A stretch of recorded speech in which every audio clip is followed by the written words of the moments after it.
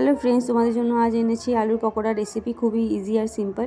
তো এর জন্য লাগছে আলু ভালো মতো কেটে ধুয়ে এটাকে সেদ্ধ করে নিতে হবে। আর সেদ্ধ হয়ে গেলে এটাকে খুব ভালো মতো মানে ছাড়িয়ে নিতে হবে। নিয়ে একদম হাত দিয়ে আমি ম্যাশ করে নিচ্ছি যেন দানা দানা না থাকে। দেখো এখানে ম্যাশও হয়ে গেছে। আর এর জন্য লাগছে ধনেপাতা, আদা রসুন কুচি, লঙ্কা কুচি। আর এখানে দেখো আমি বেসন নিয়েছি 100 গ্রামের মতো, 2 চামচের মতো চালের গুঁড়ো আর নুন হলুদ দিয়ে ব্যাটারটা তৈরি করে নিচ্ছি। দেখো রেডি হয়ে গেছে ব্যাটার।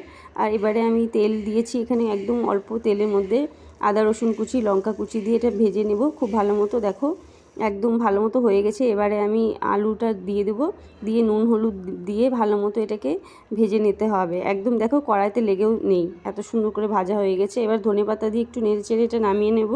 এবারে ঠান্ডা হয়ে গেলে এবারে আমি ওগুলো চিলি কেটে নিচ্ছি ভালো মতো। দেখো এখানে রাউন্ড শেপ দিচ্ছি, হার্ট শেপ দিচ্ছি। তো দেখো আমার এখানে এগুলো রেডি হয়ে গেছে। এবারে তেলও গরম হয়ে গেছে। এবারে আমি ব্যাটারে ডিপ করে করে একদম কম ফ্লেমে এটা ভেজে নেব।